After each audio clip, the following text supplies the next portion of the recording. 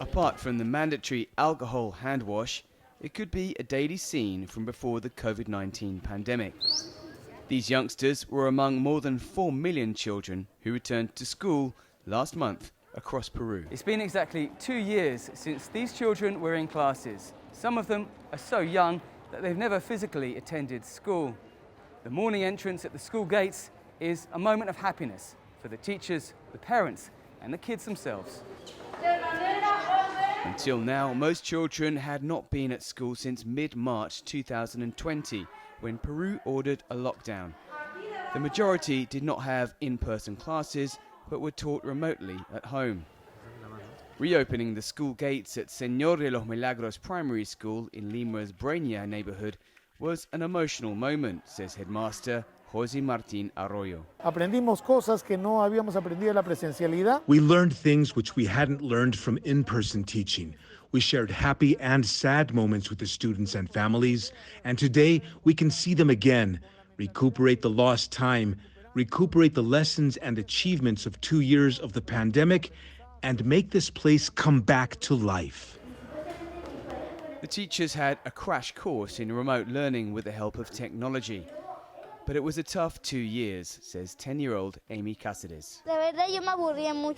The truth is, I got very bored at home because I couldn't get to know my classmates. So coming back to school is great.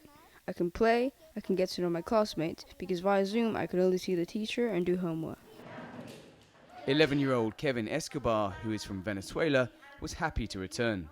It feels good to be back. Before on Zoom, sometimes the phone, tablet or computer would lose the signal. Now we walk to school, we come here and we are all together. I miss learning, my friends and the teacher. But many parents are asking why it took so long for children at nearly 55,000 public schools across the country to go back.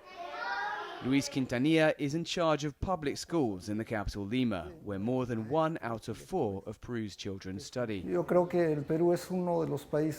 is one of the countries which has delayed most in allowing students to return to either in-person classes or semi-in-person classes. He said the decision to open schools was left to health authorities.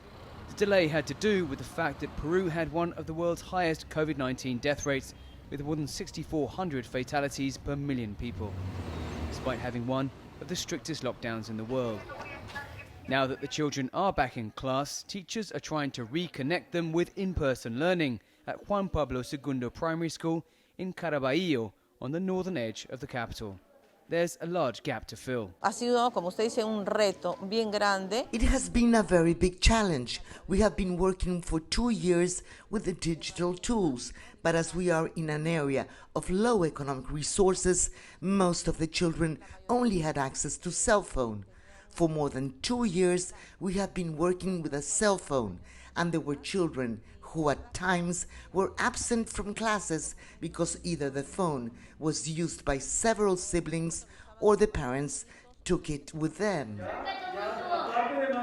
On top of trying to fill the educational gap, teachers must also deal with the emotional needs of the children. Many families lost loved ones, not just the children's, but teachers too. Ricardo Cuenca, who was Peru's education minister for the first half of 2021, says the return to school poses new challenges. I'm very concerned about the socio-emotional condition of the students, of the teachers who have gone through a very hard time. Returning to classes in 2022 is not the same as when we were on vacation and we returned to classes. We are coming from 2 years of pain, of uncertainty, of great problems, and that affects everyone in the education system. As kids go back to school, Peru's inequality persists. Educators learned firsthand that technology is indispensable for modern learning. But at the same time, the pandemic showed there's no substitute for person-to-person contact. Dan Collins, CGTN, Lima.